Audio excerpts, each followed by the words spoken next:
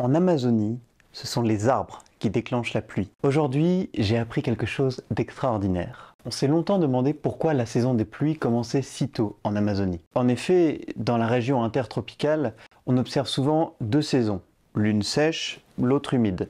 C'est le fameux régime des moussons que l'on retrouve notamment en Asie du Sud-Est. Mais en Amazonie, ce phénomène est plus complexe, il n'est pas binaire. En effet, entre septembre et décembre, il pleut abondamment. Pourtant, la météo n'est pas propice à ces précipitations.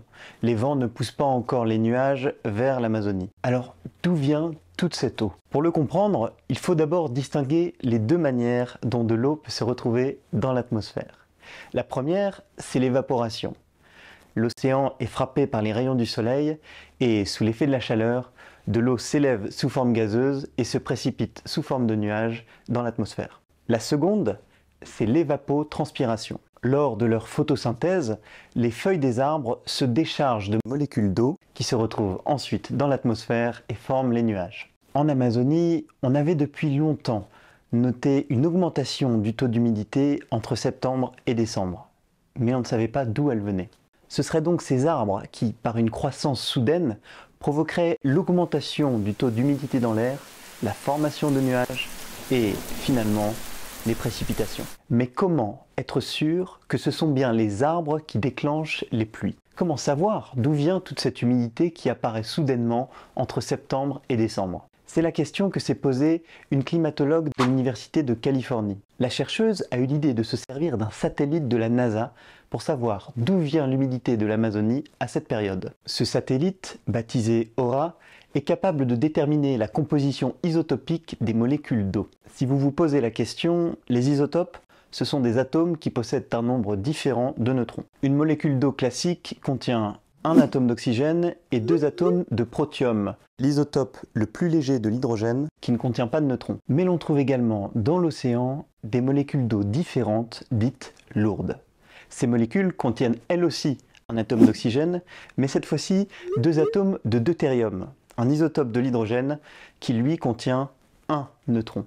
Ainsi, il existe dans l'océan deux types de molécules d'eau. D'un côté, les plus classiques, H2O, composées de protium, et de l'autre, les molécules d'eau dites lourdes, D2O, qui sont elles composées de deutérium. Et c'est maintenant que ça devient intéressant. Lorsque le soleil frappe la surface des océans, la chaleur générée n'a pas le même effet sur toutes les molécules d'eau. Les molécules les plus lourdes, D2O, ont tendance à rester dans l'océan, quand les molécules les plus légères, H2O, s'élèvent dans l'atmosphère et forment les nuages. Ainsi, la vapeur d'eau qui provient de l'évaporation de la mer contient-elle beaucoup moins de deutérium que celle qui provient de l'évapotranspiration des feuilles. Ces feuilles et leurs arbres agissent ainsi simplement comme une pompe du sol vers le ciel sans modifier les propriétés isotopiques de l'eau. Et c'est précisément là que le satellite de la NASA entre en jeu. En analysant les propriétés isotopiques de la vapeur d'eau qui se tient au-dessus de l'Amazonie entre septembre et décembre, il a permis de déterminer que cette dernière contient une grande quantité de deutérium et donc d'eau lourde D2O. Cette masse d'eau gigantesque qui se tient au-dessus de l'Amazonie entre septembre et décembre ne vient donc pas des océans. Elle est pompée par les arbres à partir de septembre et envoyée dans l'atmosphère. Ainsi, c'est donc bien la forêt qui, se mettant à croître, sonne la fin de la saison sèche et déclenche les pluies.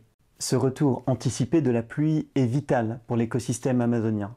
Il doit nous faire nous rendre compte qu'au-delà d'être un simple puits de carbone, la forêt amazonienne est également régulatrice de phénomènes météorologiques.